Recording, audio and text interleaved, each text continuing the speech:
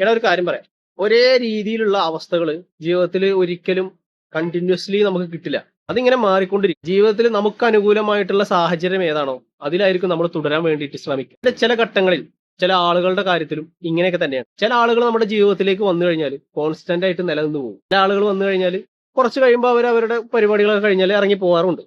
പണ്ടാര പറഞ്ഞ പോലെ ഇഷ്ടപ്പെട്ട കാര്യങ്ങളാണ് എന്നുണ്ടെങ്കിൽ അതിന് ഒരുപാട് കാരണങ്ങൾ അവർ കണ്ടെത്തും. അതേസമയം ഇഷ്ടമല്ലാത്ത കാര്യങ്ങളാണെങ്കിൽ എന്തെങ്കിലും ഒരു കാരണം ഉണ്ടാക്കിയിട്ട് അവർ ഇറങ്ങി പോവുകയും ചെയ്യും. ചില ആളുകൾ ജീവിതത്തിലേക്ക് വന്നു കഴിഞ്ഞാൽ നമ്മുടെ ജീവിതത്തിൽ ഒന്നും കൂടി അർത്ഥമുള്ള പോലെയൊക്കെ നമുക്ക് തോന്നും. അതേപോലെ മറ്റു ചില ആളുകളുണ്ട്, അവർ വന്നു കഴിഞ്ഞാൽ ഉള്ള ജീവിതത്തിന്റെ അർത്ഥം പോലും നമുക്ക് മനസ്സിലാവില്ല. അങ്ങനെയുള്ള ആളുകളുണ്ട്.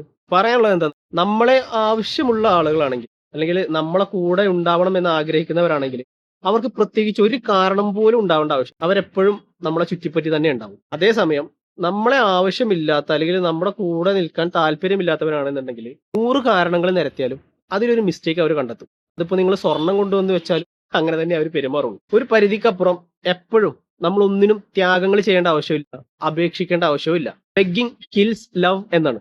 നമ്മൾ അപേക്ഷിക്കും തോറും ആ സ്നേഹത്തെ അവർ ഇല്ലാതാക്കി കളയും എന്നാണ്. അപ്പോ പിടിച്ചു വെക്കാനും പിടിച്ചു നിർത്താനും ഒന്നും ശ്രമിക്കരുത്. നേരത്തെ പറഞ്ഞ പോലെ ആവശ്യമുള്ളവരാണോ ഒരു കാരണവും ഇല്ലെങ്കിലും അവർ നമ്മുടെ അടുത്ത് ഉണ്ടാവും, നമ്മളെ തേടി വരികയും ചെയ്യും.